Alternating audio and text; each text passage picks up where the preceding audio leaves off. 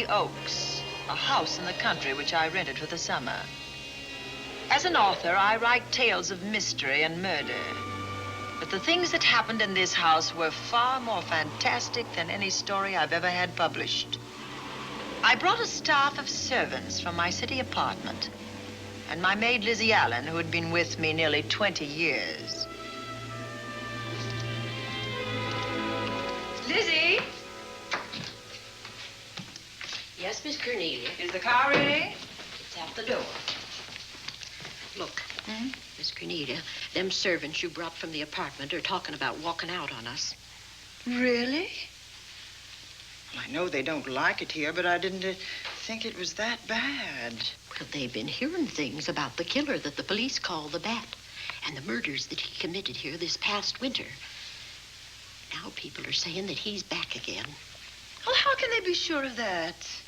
Has he committed another crime? No, not yet, but that ain't saying that he won't. Here's something else. You've heard about the bats they have here. Animal bats, the kind that fly. Yes, yes. Look what it says in this magazine. This is a report from the State Health Department, and it says some of them bats is rabid. Well. And that ain't all. Now there's a rumor going around that it was the bat himself, the killer, I mean, that released the rabid bats in this neighborhood. Oh, that's ridiculous. Well, the housekeeper, the cook, the butler, and the upstairs maid don't think so. Well, I can't help what they think. If hysterical nonsense like that can scare them out of their good jobs, it's their loss, not mine. Come on, Lizzie, I've got to get to the bank.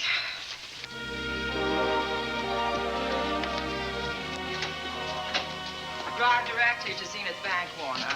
I'm afraid we'll have to hurry. It's near closing time. I'll get you there, Miss Van Gorder.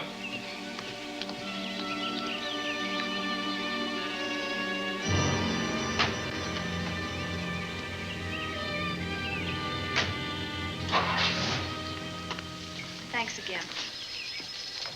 Miss Van Gorder. How do you do, Mr. Barry? How are you? I'm very well, thank you. You remember Lizzie Allen? Of course. Hello, Miss How Allen. do you do? So you're spending the summer with us again? Yes, yes. I've leased the Oaks, the home of your bank president, John Fleming. I heard you had. I was surprised. Why? Is there something the matter with it? No. I was surprised because Mr. Fleming said he would never rent it. Oh? Well, I rented it from his nephew, Mark Fleming, who has the real estate office here. He said his uncle would be gone the entire summer. That's right. Mr. Fleming's in the North Woods now with his physician, Dr. Wells. Oh, pardon me. Dale, I want you to meet my wife. We were married at Christmas time. That must have been nice. Believe me, it was. Oh, here she is. Oh, dear. My How wife, do you Miss do? Van Gorder, Miss Allen. How do you do, Mrs. How do you do? Cornelia Van Gorder. Yes. Oh, well, I've read every murder mystery you've ever written. I just adored that weird one, The Private Morgue of Dr. X, even though it gave me the shivers. Only the shivers? Scared hell out of me. Oh. Well, I really mean that Miss Corney killed them off in that one. When you refer to my books, please don't call me Miss Corney. Pardon me, Mr. Bailey. Mr. Hines is here to see you. Oh, yes. Excuse me, please. Don't be strangers now. No, Oh, no, I we should won't. say not. Oh, so you're a bride. Well, not quite. Not since Christmas. You know, I'm sure I've seen you. Well, I used to be my husband's secretary here in the bank. Of course I remember. May I welcome our most distinguished visitor back to Zenith? Oh, that's very charming, but, Lieutenant Anderson. Lieutenant Anderson, of course. Chief of Detectives of the Zenith Police Department. This is Miss Allen. Miss Allen? How do you do? Lieutenant Anderson is one of our favorite citizens. He's on the bank's board of directors. Not bad for a policeman. You must have made a good thing of it.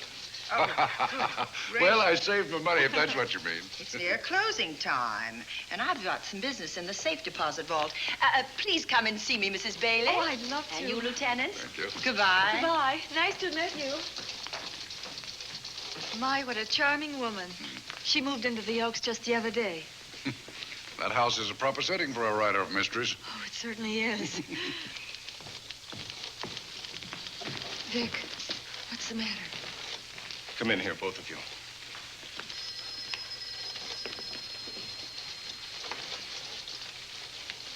Andy, we're in trouble.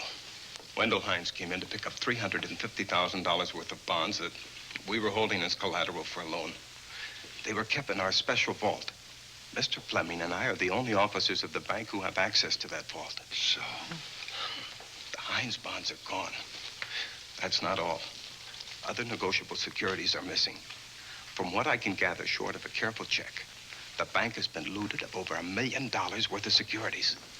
You'll have to notify Fleming. I wish I could talk to him. Unfortunately, he and Dr. Wells are deep in the woods. They can't be reached by phone.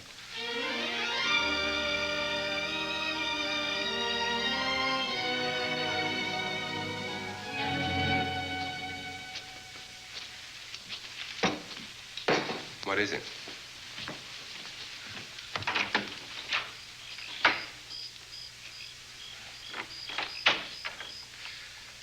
I thought I heard someone on the path coming from the lake. Had an idea it might be that guide of ours. Oh, Sam won't show up until morning. It's a 20-mile canoe trip from here to civilization. 5 will get you 10. Sam has a message for me. I thought you told him at the bank not to bother you. I did, but they'll bother me. Doctor. Yes, John. What would you do for $500,000? Anything short of murder. Why not murder? Too messy. Too great a risk? For $500,000? Yes. I pinched $1 million from the bank. Well, I'm not kidding. I embezzled it. Not that I think you wouldn't do it if you thought you could get away with it. I got away with it. I'm not talking about currency. I took negotiable securities that could be converted into cash. I have the cash in 10s, 20s, and 100s. Well, I'm your doctor, not your lawyer. Why tell me this?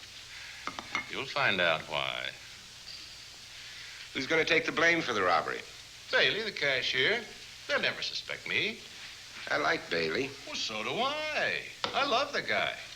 I gave him his first chance. He has a lovely little wife. Charming girl. Was the best man. Where's the $1 million? In my family's tomb in Zenith. In the crypt with my father's casket. I don't buy that, John. No? No. You forget that I had you in charge when you were a very sick man. When you raved in delirium. And I heard you talk about a hidden room. Now, where else could you put a hidden room except in that mansion you built? That white elephant you call the Oaks. Look, everyone knows I have a bad heart. Now, who would doubt it if you wired the bank directors that my heart had failed? That I had fallen from a great height here in the woods. And that I was badly smashed up. You could ship the body back for burial and instruct them not to open the casket due to the condition of its contents. Well, you realize, of course, that we'd have to have a body to put in that casket, which means that we'd have to deal with an undertaker at this end. Of course. Well, where do we get a body? Couldn't we provide one of our own? How about Sam? Sam, our guide? Sam weighs about as much as I do. He's practically a hermit. He wouldn't be missed for a long time. The local undertaker would know him. Not if we made him look as if he'd been in a serious accident. But if Bailey's going to take the blame, why'd he have to do this? A jury might acquit him. In that case, I'd be a logical suspect. I could disappear, of course, but it's safer if they think I'm dead.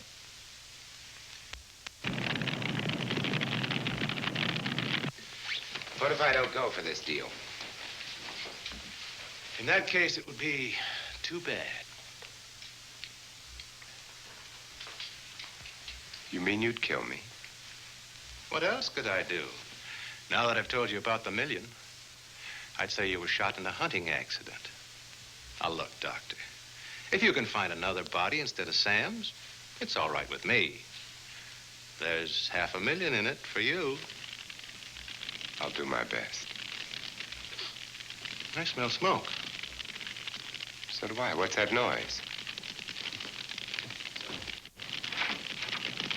Look, Doctor, the woods are on fire. It's coming this way. We've got to get out of here. Out the back way. We will. As soon as I provide that body we were talking about.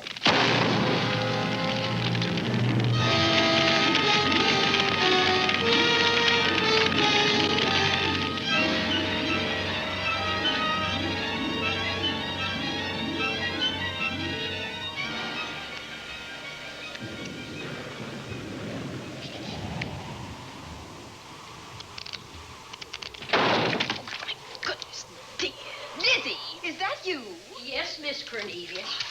There's a storm coming up, and it's gonna be a snorter. The wind nearly blew the door off its hinges. Well, that noise blew my game higher than a kite. I think I've lost some of the cars. Oh, I'll get them for you. Oh, I see you found the paper. Drat that paper boy, scooting by on his bicycle, just chucked it into a clump of bushes and let it go at that. For land's sake, Mr. Vic Bailey's been arrested. Oh? I think. Victor Bailey, vice president and cashier of the Zenith Bank, was arraigned before United States Commissioner Alvin Fielding, charged with the embezzlement of over $1 million. I can't believe Vic Bailey had anything to do with that robbery. Oh, well, I see our landlord is home again. Landlord? Mr. Fleming. Oh. Dr. Malcolm Wells is back in town with the body of John Fleming, president of the Zenith Bank, who was killed in a forest fire. Mr. Fleming will be laid to rest in his family's tomb on Friday. And I hope he stays there. Well, why shouldn't he? Well, this is his house. And ever since he died, some funny things have happened here. For instance?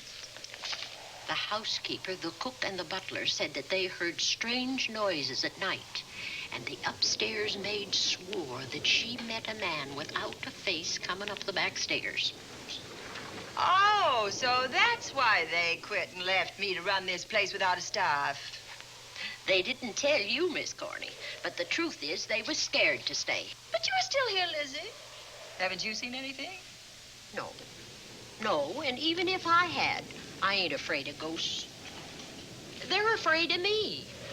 Honest, Miss Corney, a spiritualist told me once that ghosts was allergic to me.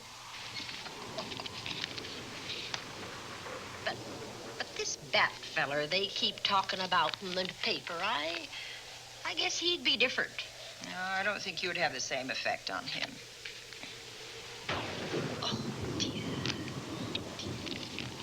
What are they trying to do? Drive people away from this part of the country?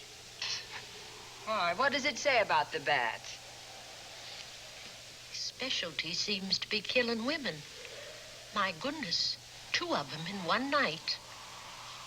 All his victims died the same way, like their throats had been ripped open with steel claws.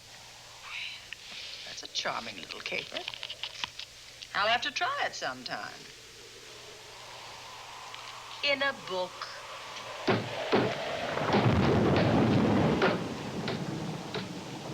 That ain't nothing, just something bumping against the house.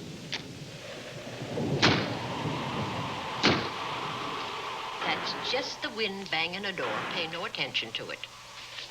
Listen to this. One of his victims who lived for a moment after she was found described the bat as a man without a face. Honest, Miss Corney, I think that woman must have been exaggerating.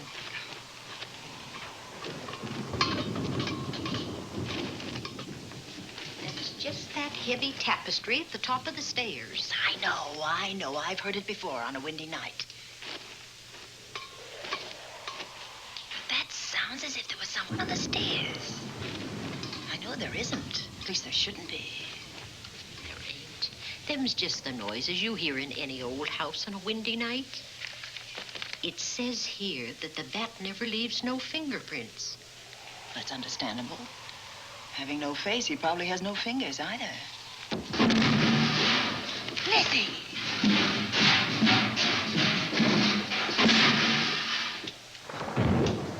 And that, I suppose, is the cat dropping its dentures. No, I don't think so. But I think it's something should be looked into.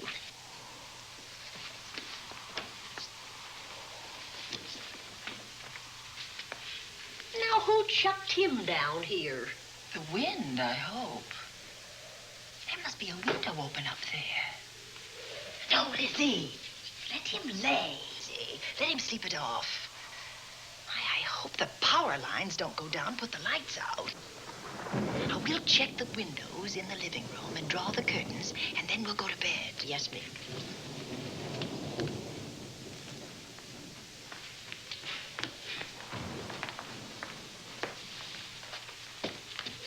I won't be a minute.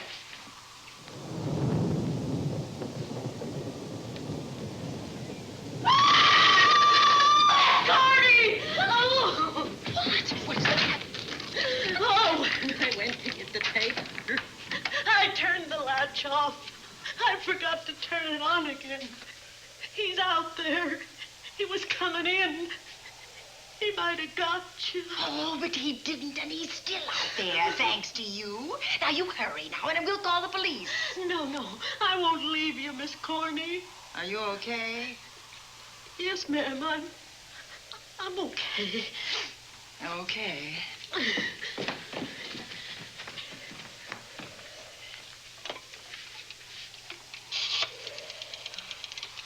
Operator? Give me the police department, please. Zenith Police Department. This is Cornelia Van Gorder. I'm living at the Oaks. We know about that, Miss Van Gorder. Just a moment ago, a man tried to force his way into this house. You're not alone there, are you? What about your servants? Well, I have none except my chauffeur, and he's away. He won't be back until the morning. Now, there's only 2 of us here tonight, and we're going to lock ourselves in my room. Now, if any of your men see anything, will you have them call me? I'll send officers over there right away. Oh, thank you very much. Come on, Lizzie. We're going to sleep in my room.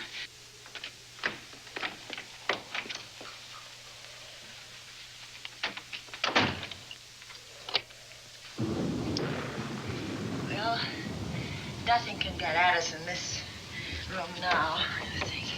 This door seems good and solid. Like the door to a tomb.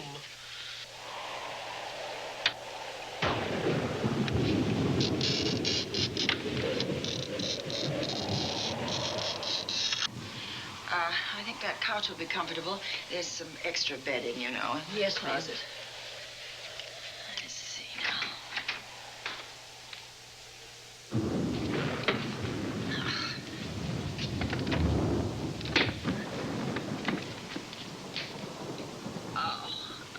Huh? No bolt. Well, that's not so good.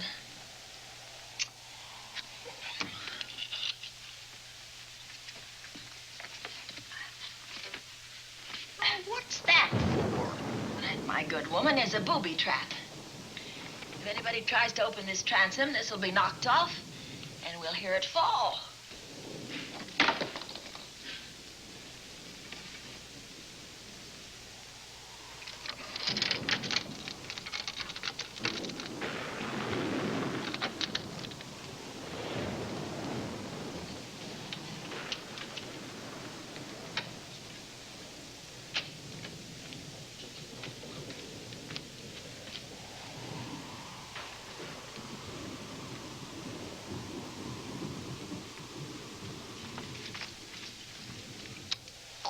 Fiddlesticks. I forgot my night things, my robe, my gown, and my slippers. I'll go get 'em now. Now, wait a minute, Lizzie. I'll go with you. Now, don't you bother, Miss Cornelia. My room's just down the hall. Lizzie, I told you to wait. It's all right. I'll only be a second. Get in here. Get in here.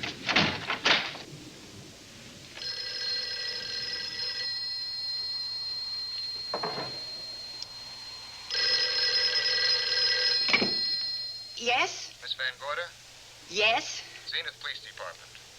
There's a police car just outside your house, and the officers in it have reported that there's no sign of a prowler anywhere on the grounds. Oh, the man's inside now. He's in the hall, just outside my bedroom.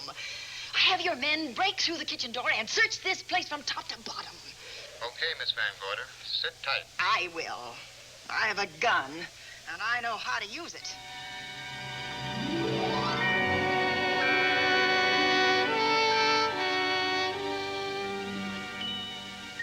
Oh, relax.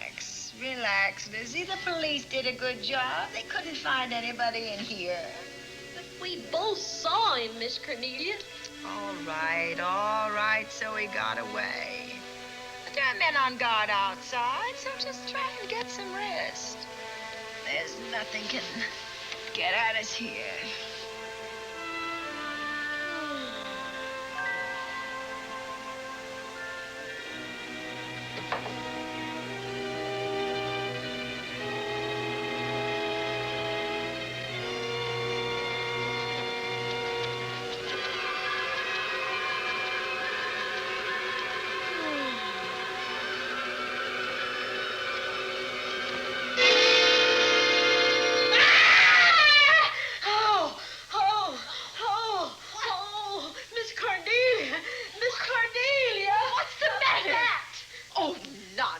You've had a nightmare. Maybe I did.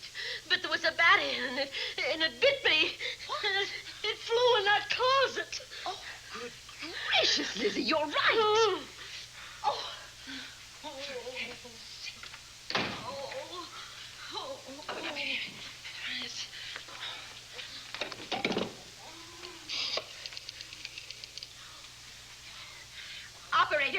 Operator, will you get me Dr. Malcolm Wells' office, please?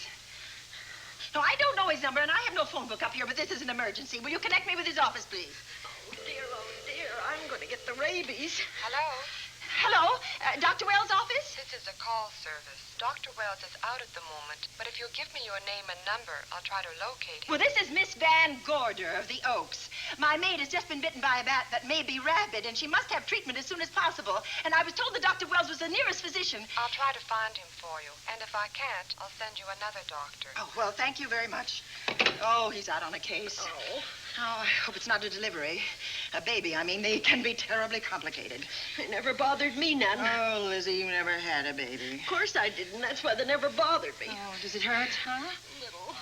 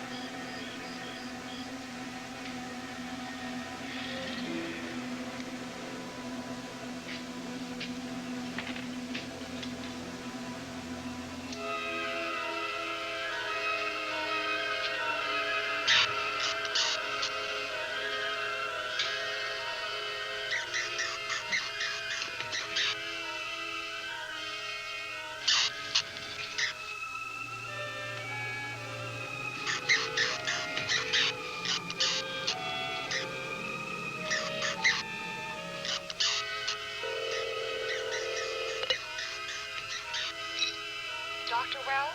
Are you there, Dr. Wells? Are you there, Dr. Wells? This is the operator. Your call service is on the wire. It's an emergency. This is Dr. Wells. This is your call service, Doctor. Oh, hello. I was just doing an experiment. I left the receiver off. That's what I thought, but I kept trying. Miss Van Gorder at the Oaks called and said that her maid had been bitten by a bat, and she's afraid it might be rabid. What? Oh, all right. Tell her I'll be right over there.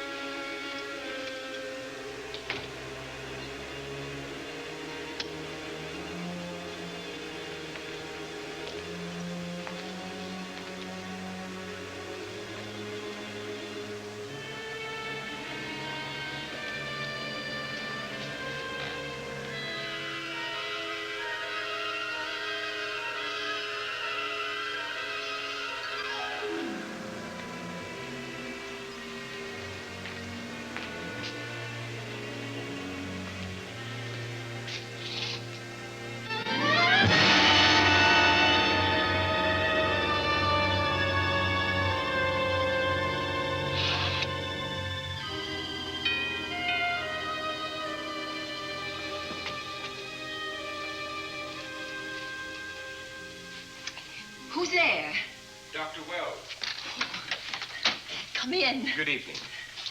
Oh, I'm so glad they found you, Doctor. Well, I reached my office shortly after you called. How is your maid?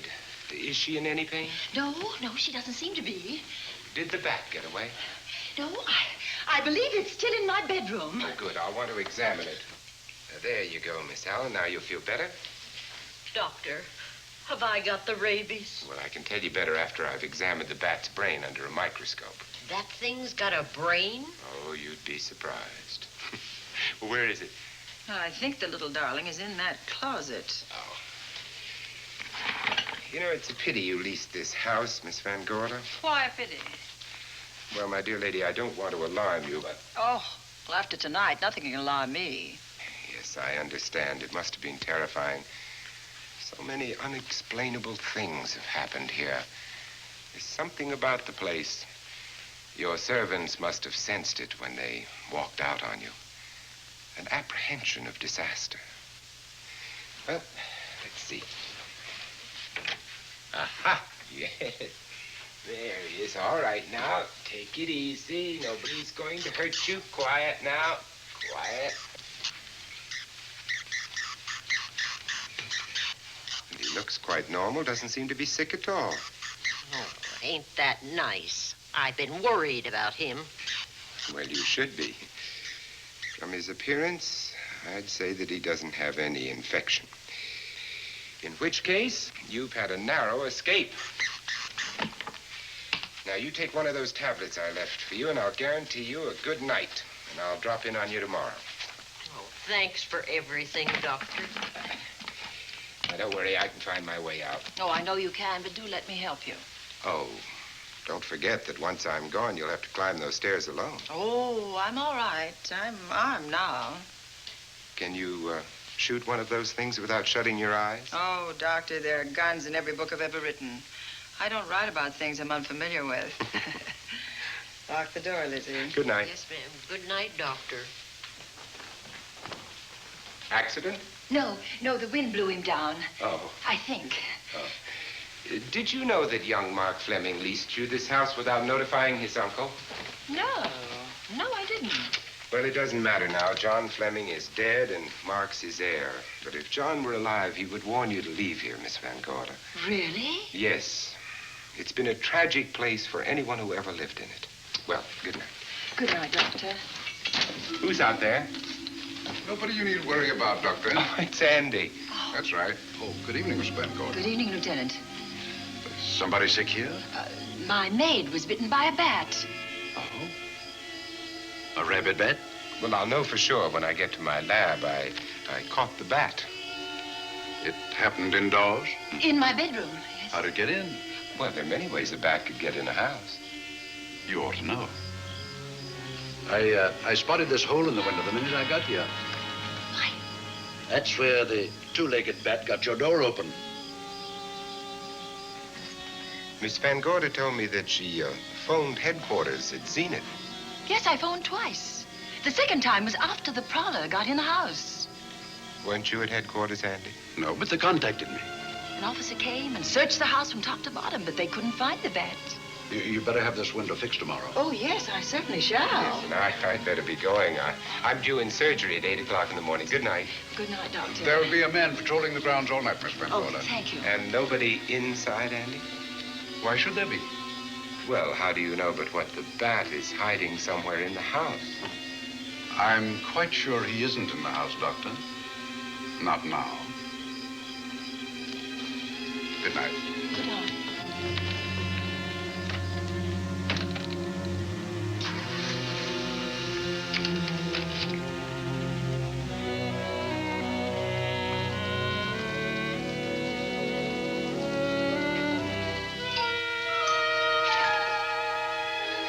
Hi, Andy. Hello, Mark. Well, congratulations.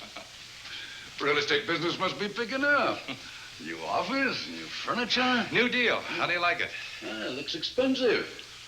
Are you squandering your inheritance? Oh, I haven't got it yet. Well, the paper says John Fleming left his entire fortune to you. Funny thing about that entire fortune is that we can't find it. No kidding. Oh, all Uncle John had in his bank account was a couple of $100. And his safe deposit box was empty. If we don't find that missing million, mine will be empty, too. How come? Well, all my savings were invested in Zenith Bank stock. The examiners won't certify the bank is solvent until those stolen securities are found. So the stockholders have voted an assessment that will wipe some of us out. It's a since those securities have been converted into cash. And if I can't find that cash, I'm sunk. Well, where are you going to look for it, Andy? Here in Zenith. Your uncle wouldn't take $1 million on a hunting trip, would he? You suspect Uncle John? Why, Andy, he founded the Zenith Bank. That'd be like robbing the family tomb. You think he wouldn't? Well, besides, Vic Bailey's fingerprints are all over the vault. Now, they didn't find any of Uncle John's fingerprints. Because he wiped them off. Can the defense prove that? They'll try to. Judy Hollander, Bailey's secretary, is a defense witness. And they believe her testimony will have a powerful effect on the jury. Oh, well, she has a powerful effect on me. Judy's a doll. Here's the book you mentioned, Judy. It's your newest one. Yes, it's just been published. You can have that copy if you wish. Oh, it's a first edition and you've signed it. Yes, of course. Thank you so much. May I serve tea now, Miss Van Gorder? Yes, please do, Warner. Thank you.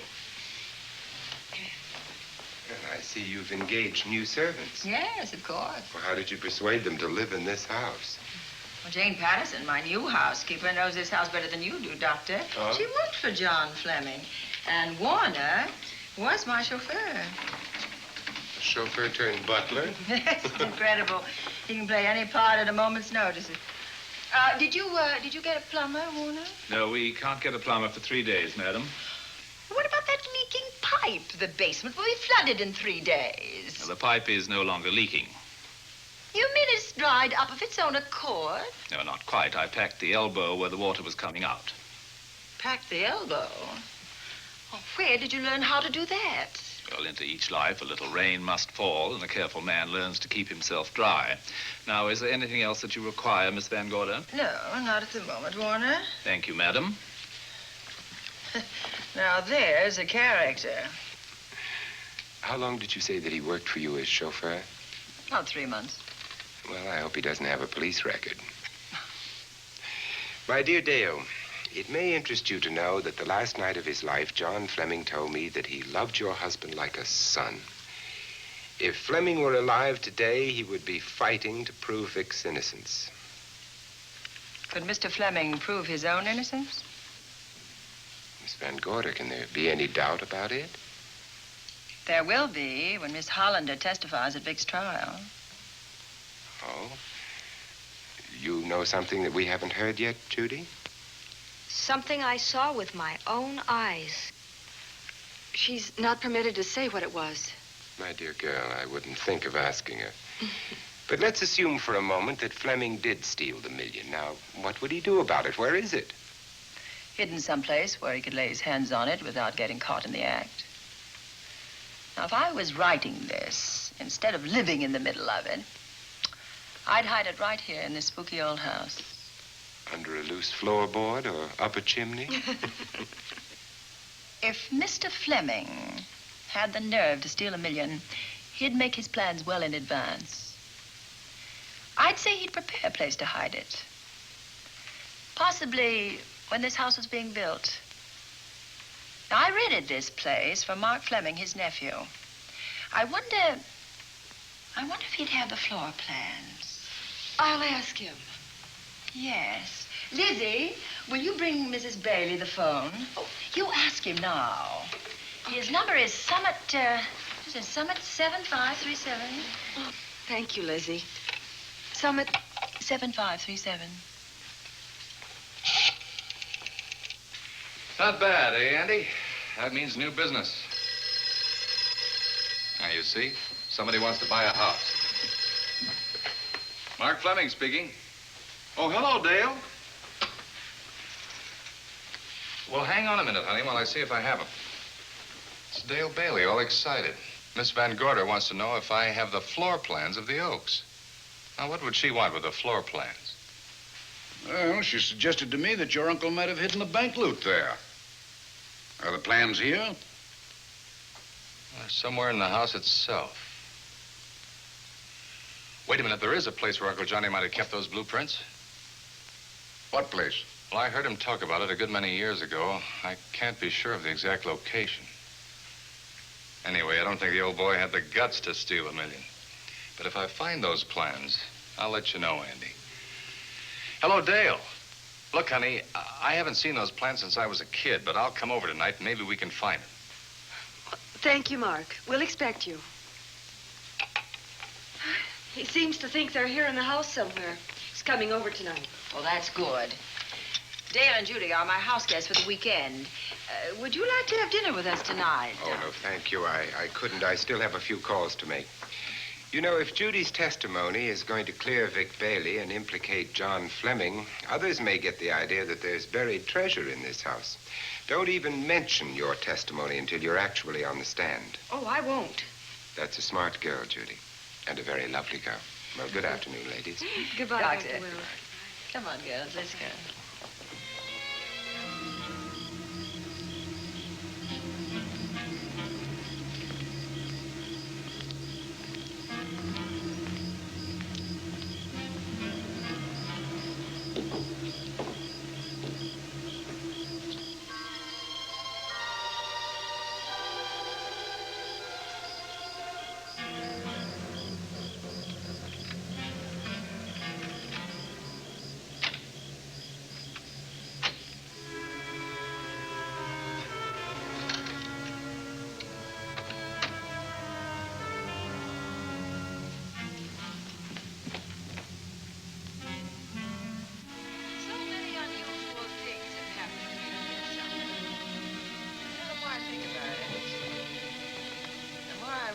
I should be putting them down on paper. Weren't you your husband's secretary, Dale? Yes, I was. Do you take shorthand? Mm-hmm. Well, my dear, if you'd like to have your mind occupied, I want you to work with me while I write the story of this fantastic criminal, the Bat.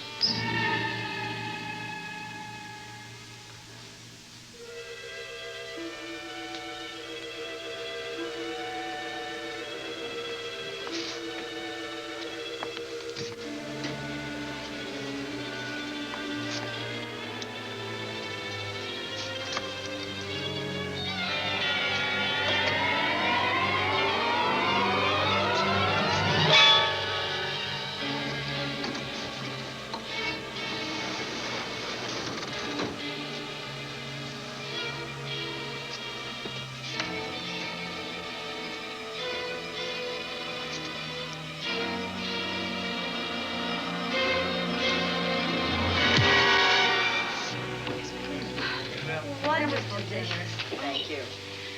It's really nice. A good dinner, Lizzie. As usual. Wonderful. Oh, what a lovely piece of silver. It's an original, isn't it? Yes, they still use them in England for buffet breakfasts. Some hot water in the bottom. Keeps your kippers hot, your sausages, your scrambled eggs. Interesting. It's very useful, really nice.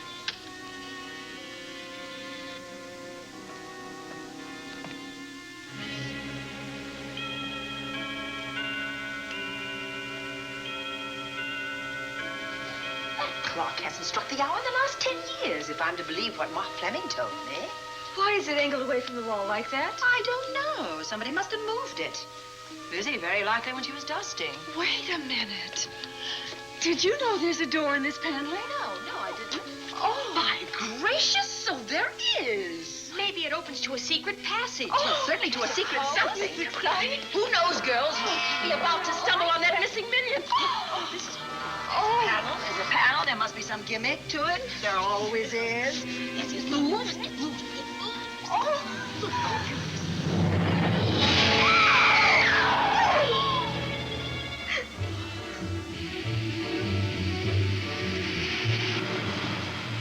Calling car 11. Calling car 11. Proceed to the Oaks in Zenith Township immediately. A homicide has been reported.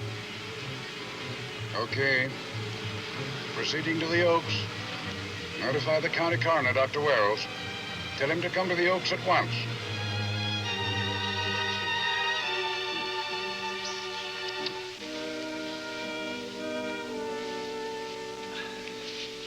Horrible. As if his throat had been torn by some creature with fangs or claws. That's his sign. We found it on the others he killed. I'd hoped those reports that he was up to his old tricks again were pure imagination, but apparently they're based on fact. He's come back. Back to the scene of his kills. Yes, that's who I mean. That's who did this. The bat. Who found Mark? We all did. And it's Dale and Judy and I. Lizzie was in the dining room. This is my new housekeeper, Jane Patterson. You know, she worked for John Fleming. I know her. Where were you, Mrs. Patterson? In the kitchen, cleaning up. I cooked the dinner tonight. Did you know that the secret closet was here? No. It was behind the grandfather's clock. Well, it was I who found it, really. Noticed the clock had been moved and the door wasn't quite closed. I'll get it.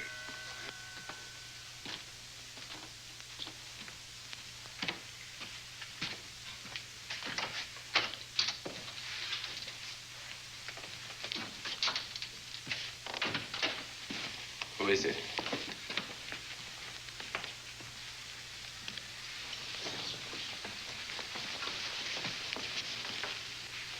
Mark Fleming. As coroner, you saw the same wounds on the others. How long's he been dead? Oh, I'd say about a half an hour. Do you believe it was the bat? That's a bat's trademark. Perhaps he's still in the house. That's possible. Why should he be? Because he's looking for something, and like you, he believes it's here.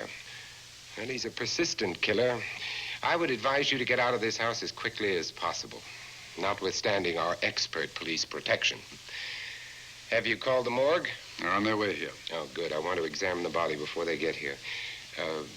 May we take it into another room? Yes, to the sunroom in the back. Thank you. Give me a hand. Excuse me.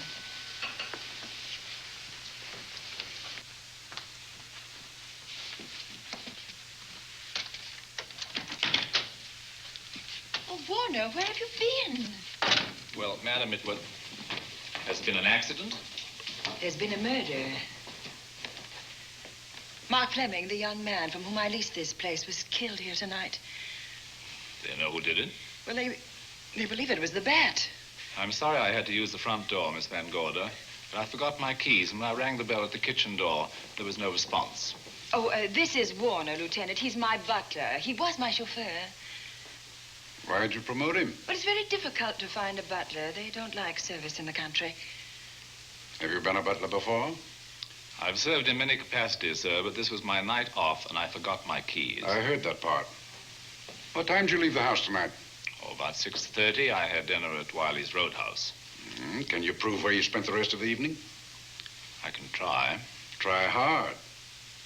And don't leave the house. I'll get to you later. Very good, sir. I shall be in my room, Miss Van Gorder, if you need me. Yes, Warner. Surely you don't think he's... Warren and I've met before. I can't recall where or when, but I will.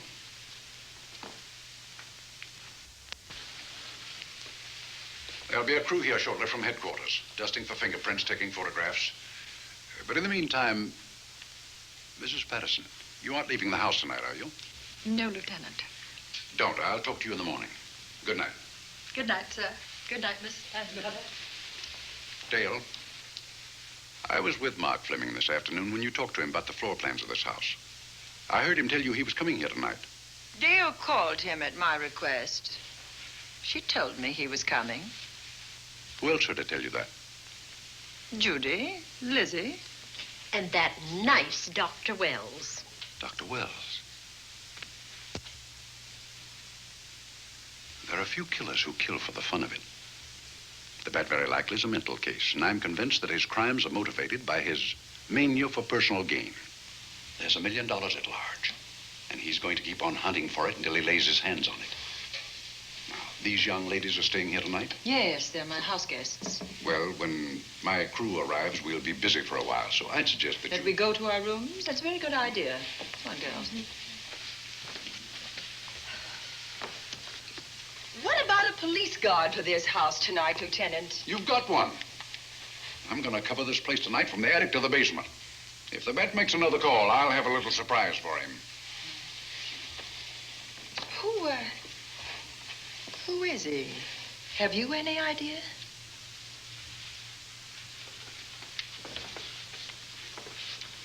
He could be anybody. So far, there are clues to his identity, but nothing we could take before a jury. I'm afraid we must look higher than the criminal world. He may be a merchant, lawyer, doctor, scientist, one of the pillars of his community. Ladies, lock your doors tonight. Stay behind them. I promise you you'll be safe. Good night. Good night, Lieutenant. Good night.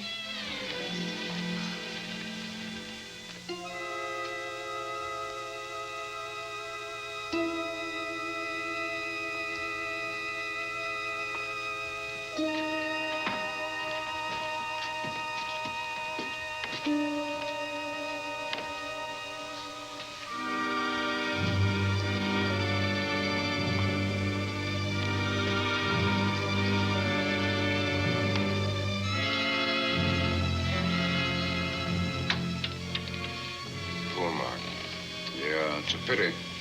So young. Well, Doctor, do you agree it was the bat? In my report, I shall say the death was caused by the same technique used in the other killings. A paralyzing blow to the throat, followed by severe lacerations of the jugular, resulting in excessive hemorrhage. In a layman's language, he didn't know what hit him. Oh, he knew. But he didn't have time to think about it.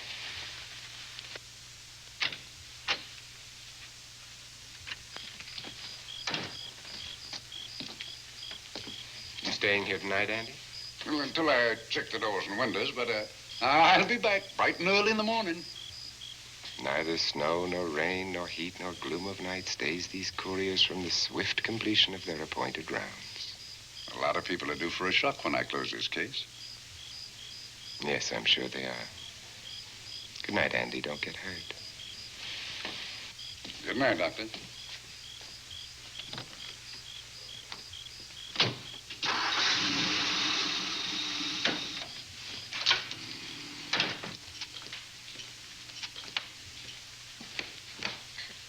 You know, I think we'd better let you get some sleep. Oh, well, Lizzie and I share this room for mutual protection. You know, one night, a storm blew the wires down, put the lights out, and I went out the next day and bought a half a dozen of these things. You better take one with you, Dale. Oh, thank you. We'll go across the hall now. Are you sure there's nothing else you need? Oh, no. Quite sure. We'll be all right. Well, if anything bothers you, you just sing out, and two strong women will come to your rescue. Oh, nothing will bother us. Not with Andy on the job. No. Well, good night. Good night, Miss Van Gordon. See you in the Don't worry. Everything will be all right. We won't. Good night. Good night.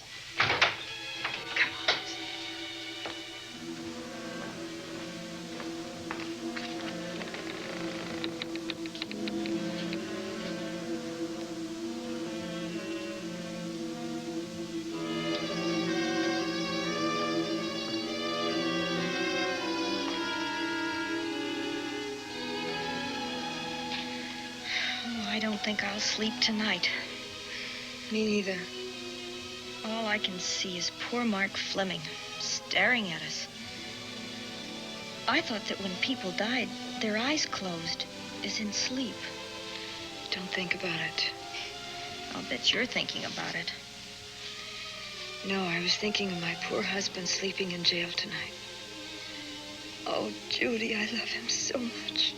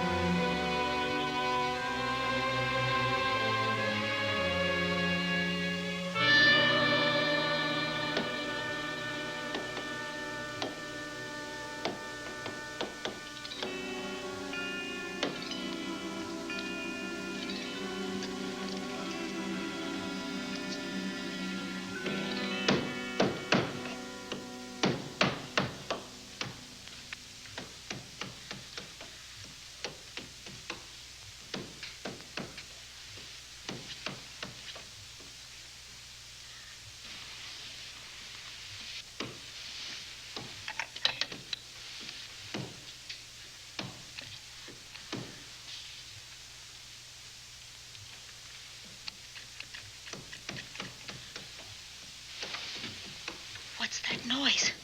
Oh, I don't know. I kind of fell half asleep. For a moment, I thought it was something from a dream. It's somewhere in the house. Yes, on the floor above. Not directly over us. Probably a room overlooking the driveway.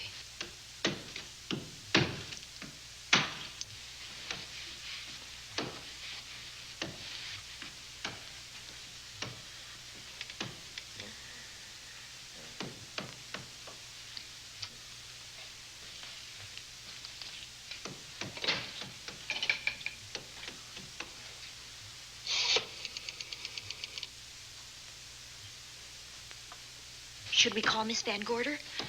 She'll hear it. How can she help but hear it? Oh, besides, we don't want her to think we're a couple of hysterical women. Oh, I'm about to become one. I've dear. had it for one night. Dale, you're not going out in that hall. I want to know what's happening up there. But Lieutenant Anderson said if we stayed behind our locked doors, we'd be safe. Dick isn't safe locked up in that jail. Suppose that stolen money is in this house. Mark Fleming seemed to think it was. Maybe that's what somebody's looking for.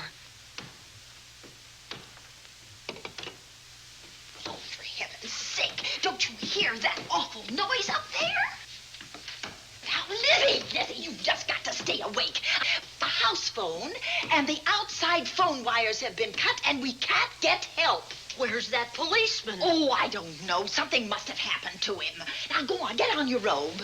Oh, Dale, please don't go up there. I've got to. Think what it could mean to Vic. Now, you stay here. Oh, no. If you go, I go.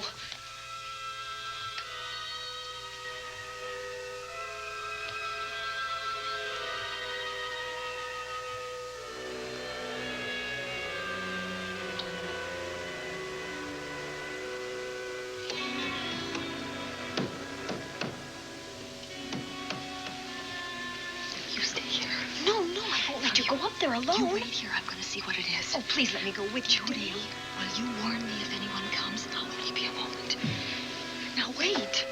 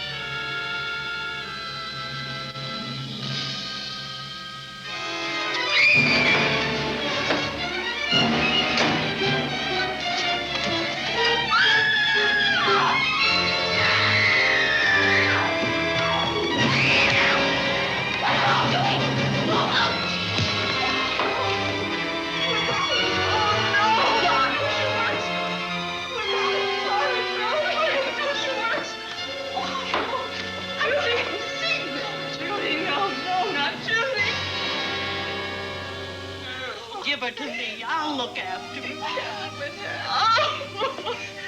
Poor baby.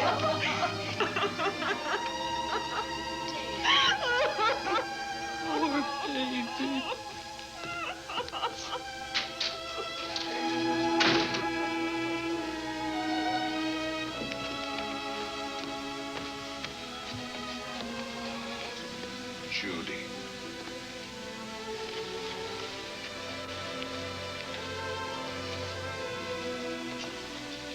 The bat. Yes, the bat. He caught her at the head of the stairs. We saw him rushing down the stairs as we came out of the room. I hurled that after him. I hit him, I believe. I'm going to cover this place from attic to basement, you said. Well, what were you covering when that poor child was murdered? Where were you? I saw a man outside in the grounds. I went out there and hunted him. I heard him in among the trees, and so I followed the sound of him as far as the brook down near the back road. And then I lost him. I'd rather give my own life than have this happen to Judy. But I told you to stay in your rooms and lock your doors and stay there. What was she doing at the head of those stairs? That was my fault. They heard a strange noise. Heavy pounding in one of the rooms on the 3rd floor. We all heard it. I wanted to see what it was. Judy, I wish she wouldn't let me go out by myself. I made her stay on the balcony. What about your new butler? Oh, well, he's in his room, I suppose. Oh, Mrs. Patterson. Oh, yes. Did you know what happened here? No, sir, but I heard the screams. I went to call Warner. We have rooms on the same floor, but he wasn't in his room. His bed hasn't been slept in. If Mrs. Patterson heard the screams, Warner could certainly hear them. You're quite right, sir. I heard them. Oh, you did? And where were you? Outside in the grounds. Miss Holland has been murdered. No. Oh, so you're surprised. Shocked. Well, I've seen better performances. I remember you now. Your name's not Warner. I've got a circular in my office with your picture on it. The Chicago police not so long ago were hunting for you in connection with the robbery. You're right again, sir. And they found me and they tried me and I proved my innocence and I was acquitted. That could have been a lucky break. Where were you when this child was killed? I told you before, sir. Outside. What were you doing there? I was following you. I saw you leaving the house and it seemed that you were hunting someone. I thought you might need some help. Oh, yes, sir. I followed your flashlight down through the trees. Then it disappeared. And then suddenly, as I was staring out into the darkness, I was struck by something on the back of the head. The next thing I knew, I was lying on the ground. I realized I'd been knocked out. I wish you had been knocked out. But then we'd have found you with your mask still on your face.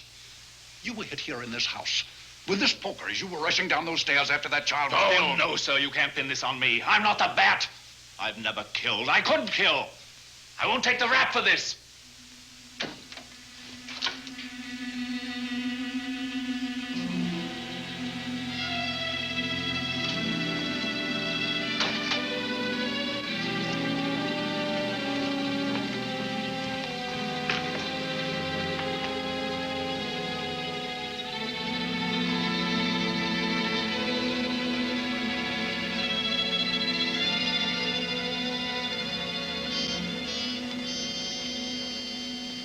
Doctor.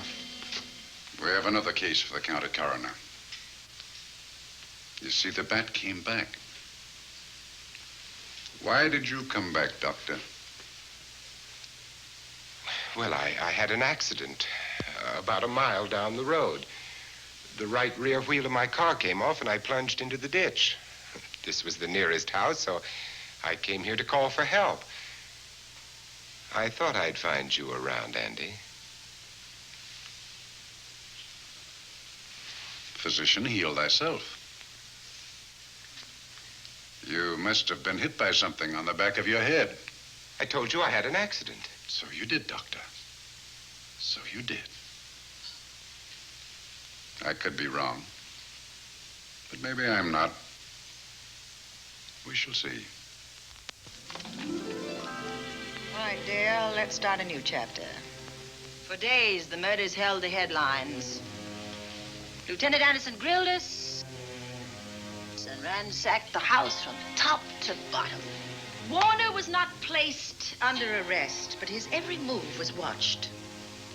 At night, except for a detective on guard in the house, the police and the reporters left us alone.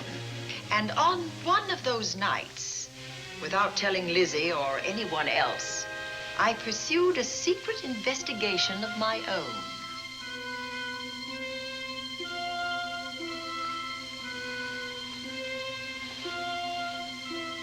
It was in an empty room on the 3rd floor where we kept our trunks and other things.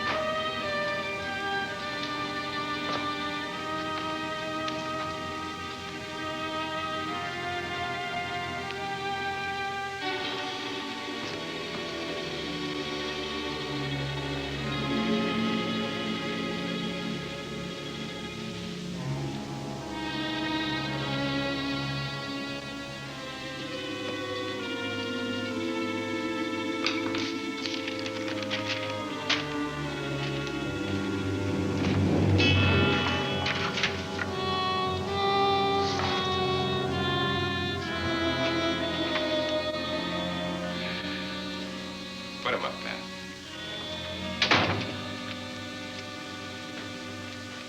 It's a bright idea to kill me in my own lab and let people think that I'm the bat. But you had to kill me first. What was it to be, ambush? And clever as you are, you're not smart enough to do that. Nor were you smart enough to find the money, though you came quite close to it. But I know where it is. And when you're dead with that sign pinned on your chest, I'm going to collect it and live happily ever after. He destroyed himself. How true that will be. Well, goodbye, Bat. Here's a serum that will heal you whether you're rabid or not.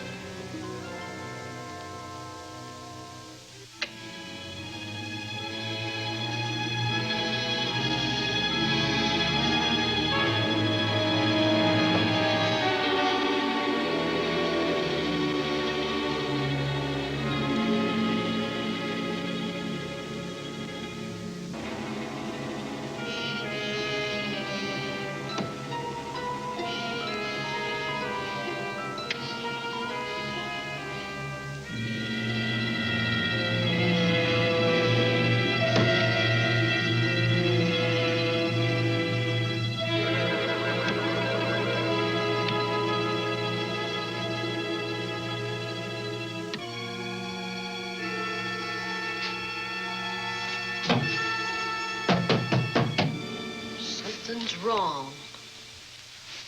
Something's wrong.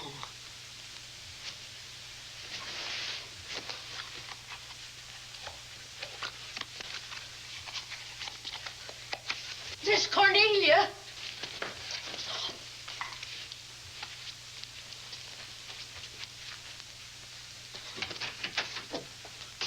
Miss Cornelia.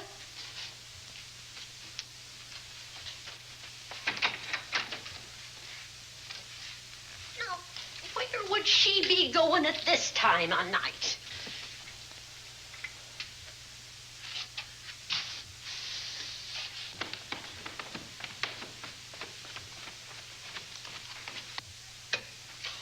Well, land's sake.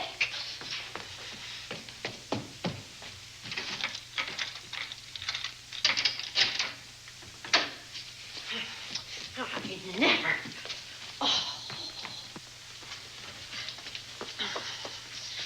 Mr. Davenport. Mr. Davenport. Oh, a fine thing. The door unbolted, the chain off, and you asleep on the job.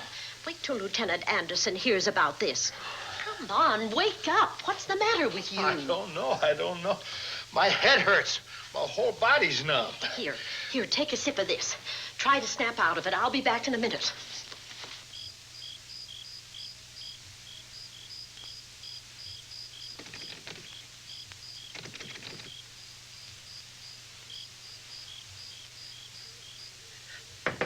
Hurry, will you? It's Lizzie. I'm terribly worried. I can't find Miss Cornelia anywhere, and something's happened to the policeman. I don't know what. Get Warner. Bring him to the drawing room. Tell him we need him.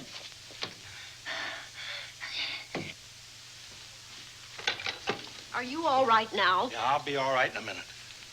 I remember now. I took a drink of wine from that decanter there. Miss Van Gorder told me to help myself. She wouldn't put nothing in it? Well, somebody did. Somebody who knew I was on duty here. Then it was somebody that got Miss Van Gorder. I can't find her anywhere. Upstairs, downstairs, or in the basement. I told the housekeeper to get Warner. Lieutenant Anderson will want to know about this. Hello. Yeah, this is Davenport at the Oaks. We've got trouble here. Well, for one thing, I was drugged. Yeah. But I must have been knocked out because the maid tells me Miss Van Gorder is missing. Well, you better call Anderson and let him know. He's not at home. Well, where is he? Out on a case? What case? Dr. Wells. What else did they tell you about it? Oh, hurry, will you? We've got to find Miss Cornelia. Okay. Lieutenant Anderson is out on a case. Dr. Wells was found dead in a room next to his garage, murdered. Dr. Wells? There's something queer about the killing of Wells, but headquarters won't talk about it. Lizzie, Warner isn't in his room. There's no sign of him anywhere. And I was supposed to keep an eye on that guy. Where's Miss Cornelia? That's what I want to know. Wait a minute. Didn't you say that the chain and the bolt were off of the front door? I certainly did. Well, maybe Miss Van Gorder went outside. Oh, she never would. We better look. I can't breathe. There's nowhere else.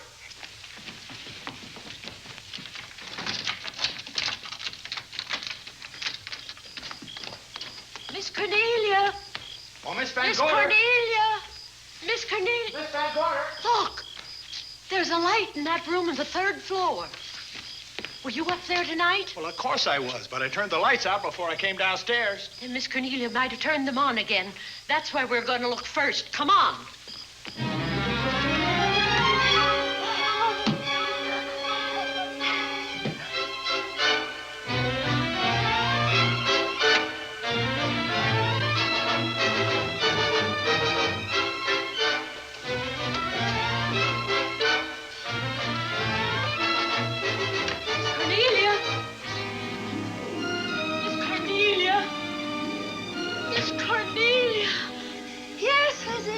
I'm here.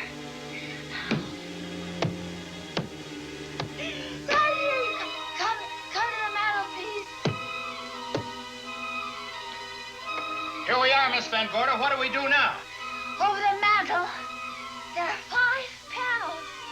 Strike it with your hand.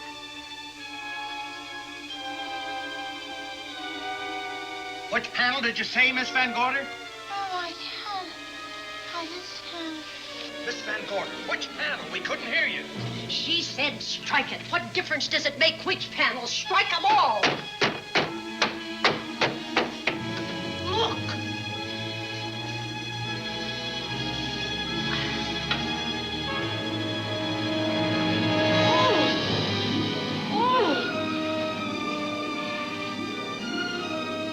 Oh, it's all right now. It's all right, dear. Lizzie's here.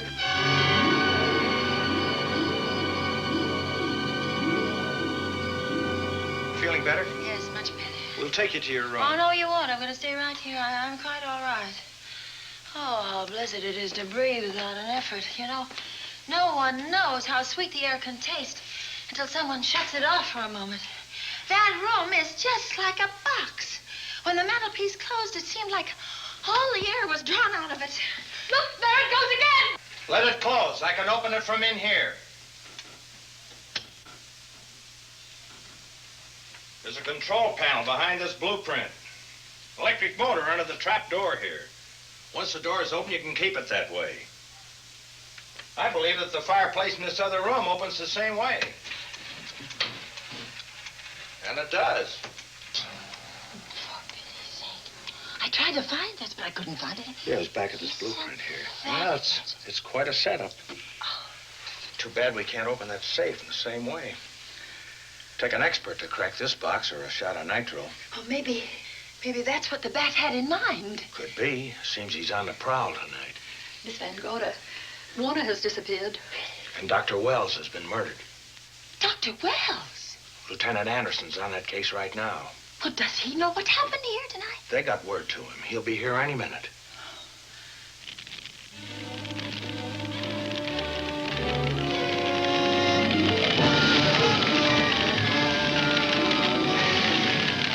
What's that noise? Miss Van Gorder, the garage is on fire.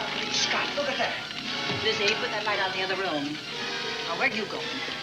To report the fire. Well, you just stay right here. Miss Van, go to the garage. Well, let it burn. You watch the stair. Can't you see that fire was set to get us out of the house? Out of the house? Were you talking about the... Yes, I'm talking about the bat. Now that the lights are out, he'll think his trick has worked, and we've gone. He'll be here any minute. Well, so will Lieutenant Anderson. I hope so, but the bat will be here first. And he'll kill again if we're in his way. We've got to be as clever as he is.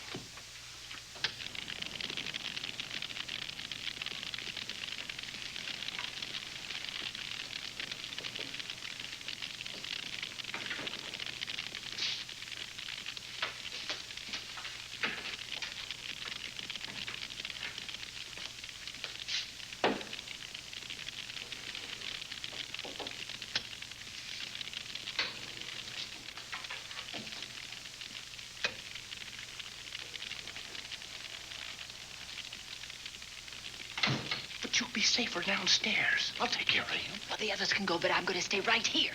All right, but get out of sight.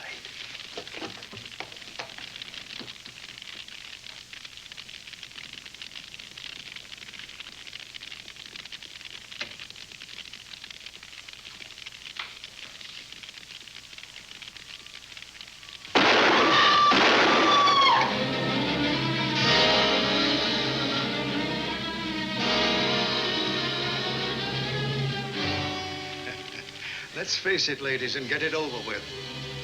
Others have seen my face before they died, but I'll have to deny you that pleasure. This would make a good scene for your book, Miss Van Gorder, but I'm afraid you'll never write it.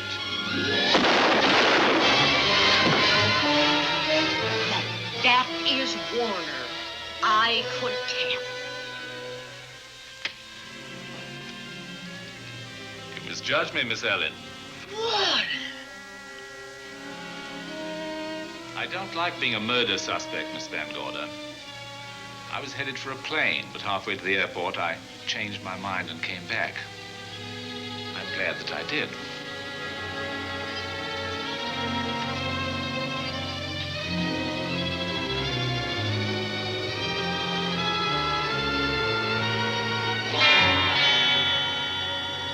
Why, it's Lieutenant Anderson.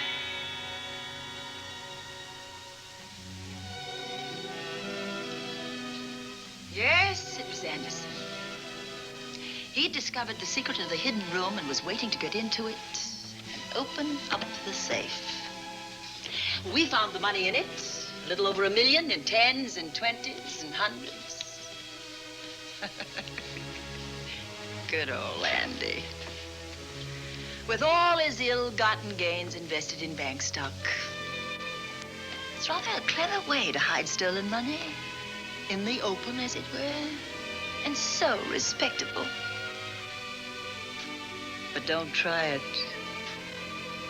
No matter how clever you are, you can't hide murder.